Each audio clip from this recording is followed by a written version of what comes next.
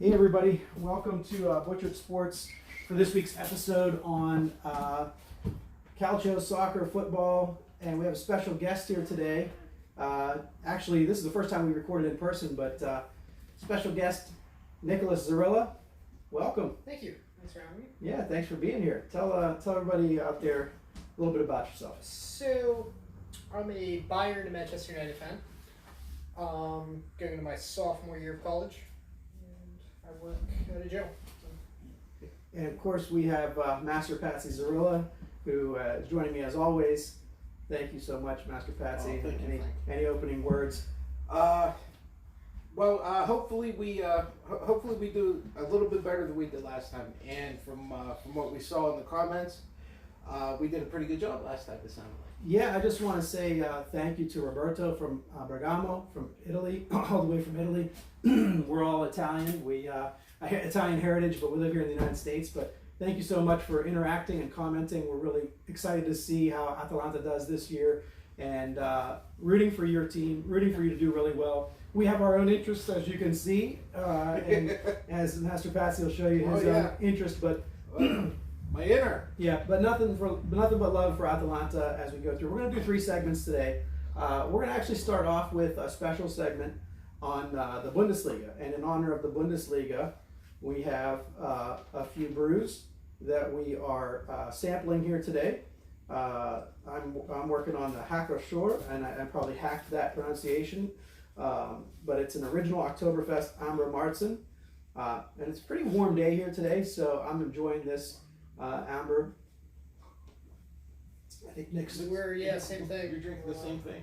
It's a nice kind of a caramel flavor, cool for a hot summer day. I am drinking a Hofenbrau original, actually. Rather light, to be honest with you. Definitely a 100% authentic German beer. Great flavor, nice head to it. Highly recommended. If you like German brews, this is a good one to get. Yeah, the Hofbrau House. They actually have a Hofbrau House in Pittsburgh. I think there's only 2 or 3 Hofbrau houses in the United States. One is in Las Vegas, one is in Pittsburgh, and I'm not sure if there's a third, but we're lucky to have one in our region. We should go down and check it out sometime. Maybe when a Bundesliga game's going on, we can go down and that would be a great time. Yeah, exactly. That would be a great time. The Hofbrau, I know Patsy was nice enough to pick up all these beers for us today. He picked up 2 other Hofbrau houses, which we'll try at some point in time and give you a recommendation on those. But moving right along from the German beer into the German soccer in the Bundesliga. Nicholas, this is your forte. You really follow the Bundesliga, and as you said, Bayern in particular. Yeah, Bayern is definitely my second club behind United, but Bundesliga has the last few years really caught my interest more than the Premier League or even the Liga has. Why is that? It's very attacking. They really like counters. They really like quick transitions, and that was always the style I really liked as a player. So, really caught my interest in Bayern in particular. Yeah, and it's been neat to see, I think, from an American standpoint, the Bundesliga has really opened up to American players. Yes. Definitely Pulisic, Wesley McKennie, Tyler Adams went to Leipzig this last January. So it's definitely given kind of a gateway to the men's national team. Absolutely, and then in turn now we're seeing other leagues starting to open up to American players, which is awesome, and the interest is just growing here stateside. So. Well, let's get into it. What do you think about Bayern this year? So I think Bayern went past where they were last season. I think they grew enough to continue to win Bundesliga, but I don't think they went strong enough to win Champions League. Yeah, I really think that's kind of the focus this year is where do they go in the Champions League? Because I think, I'm certainly not following Bundesliga as closely as you are, but as a casual observer, I think the other teams may have taken a step back and Bayern took a step forward. I agree. Yeah. So Dortmund seems to maybe, because they lost Pulisic, maybe one thing, but it also seems like they came so close last year and then they just didn't quite get there and they didn't really add anything significant. Yeah. Well, I think they took a step back losing Pulisic. I don't think they signed great wingers. They signed Thorgan Hazard. Not great. I don't think he's the quality Pulisic was. Right. I think they took a step back and Bayern took a step forward. Yeah, I mean, I watched a Bayern match recently, and I saw that just they're kind of, like we talked about with Juve last week. They just have quality at every position. Yeah, they do. Yeah. Who do you see as maybe their closest challenger in Bundesliga? And then we'll move on to what you think they'll do in the Champions League. Dortmund. Dortmund I still. think it'll be Dortmund, followed by Leipzig. I think Leipzig will be right up there with them. So. Yeah, Leipzig's got a good side. Yeah, They really do. Yeah, I like them. What about Frankfurt? They seem to have some, as you talked about, the aggressive offensive style. Yeah. They played that wide open style a little bit last year. Yeah. What do you think about their Especially in Europa League. I don't think they can catch any of those clubs. But they could finish fourth and make Champions League. Okay. I think they could easily. Maybe even overtake Leipzig and come third. But Yeah. The goalkeeping position at Bayern. yeah. Tell us about that. I'm not a fan of Neuer. I never have been. He's way too exposed. He worked well under Pep. It gave them really good possessional play. But I think under Kovic, Ancelotti, Einix, he was really exposed. And I think they don't even have a backup really to play. Ulrich's not good enough. Fretchel's not good enough. So. And with being involved in so many games, because they are going to be Champions League playing deep into that, and their domestic cups and things like that. It's kind of a dangerous situation to just have. Well, in their entire defense, I don't think it's strong enough overall because I think it's way too thin. They have 6 first-team players play 4 positions, not a rotation. Right. Nicholas Schula is kind of a standby. I mean, like the guy who's like the strong center back, right? And then they have who's the other center back that's stalwarts? Boateng. Yes. Yeah. And who are the guys that come in rotation? So Lucas Hernandez and Benjamin Pavard. Okay. But my problem is, where is their best position?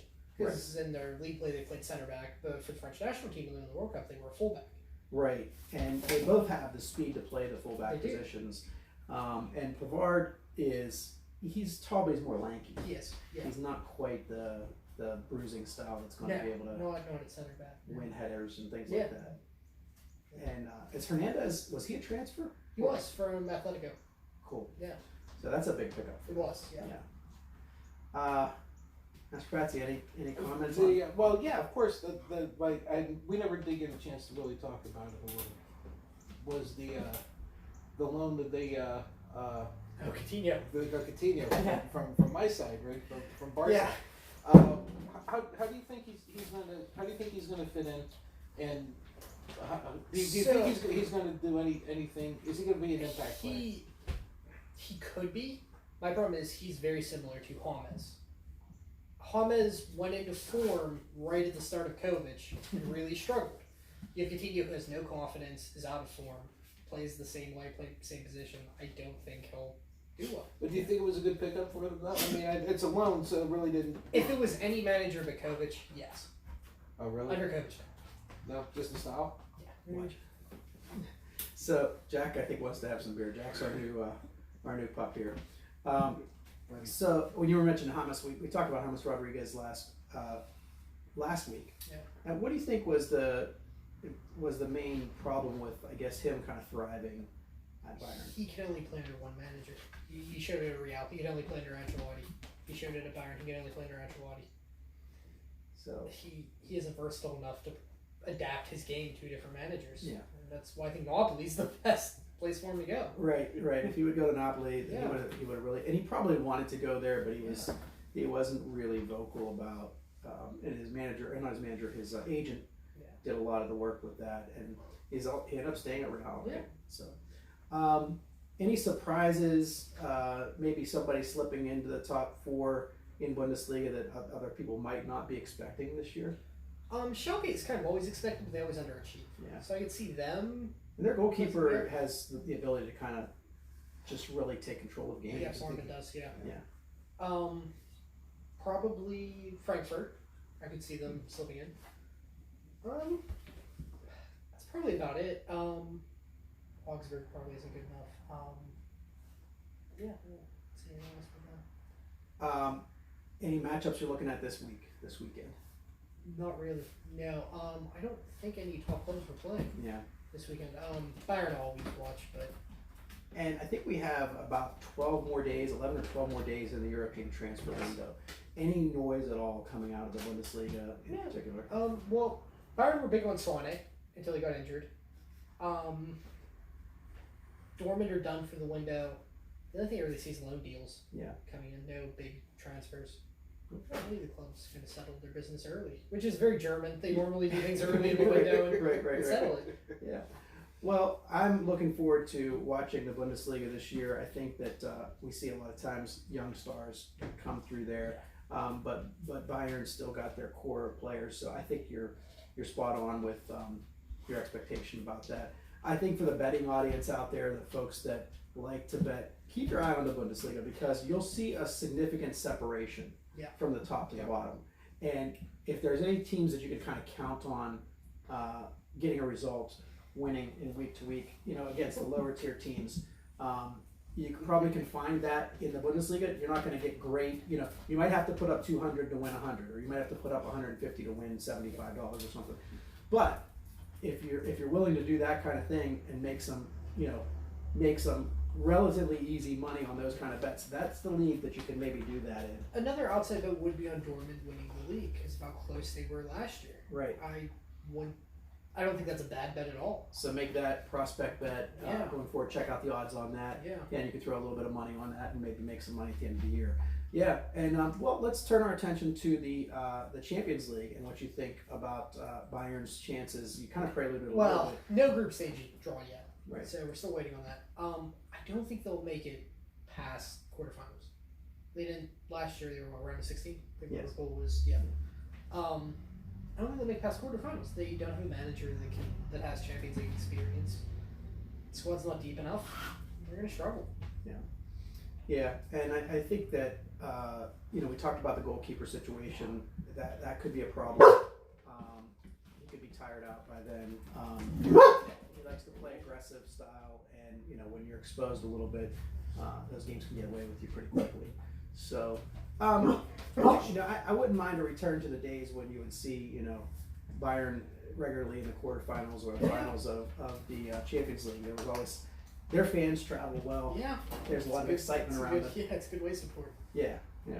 So, any final comments on this segment about Bundesliga or Bayern? I think Coutinho could definitely go both ways in the transfer. He could be their player of the year or complete flop. So I think that's the biggest thing is the unknown of Coutinho. Yeah. Because if he's in form, they could win Champions League. They're really good. Yeah. You have him, Gnabry, Coman all hitting form. Perisic too with that extra. If he doesn't, they're not going to do well. Yeah. Well, I mean, he is an added element of an attacker, Yeah. and that's something that they could definitely use as they move through the Champions League this year. We'll check back in. I mein, you're welcome to join us anytime. We love having you here, and I'm going to hopefully you'll be contributing to our next segments. As we move through the Bundesliga season this year, I want to have you, come back and give us your thoughts. Thank you. All right. Master Patsy, anything about this segment as we wrap it up? It's funny because I for the most part, I really started following Bundesliga, being the last year really. Nick's not kidding. Their attack, the style of playing Bundesliga is for an American audience, because American audiences really like offense. We really enjoy watching offensive things. That Bundesliga is a really, really good league to watch. I'm looking forward to Bundesliga this year. I found another league to follow, and I'm obviously going to follow Bayern, obviously, but I'm really thinking this is going to be a fun season. I think we've found something to do too as well. We have to go to Hofbrauhaus, Pittsburgh, and watch. I think we should make a date of it. I really do. We'll let you know when that's going to happen. Come back and join us for our next segment on La Liga.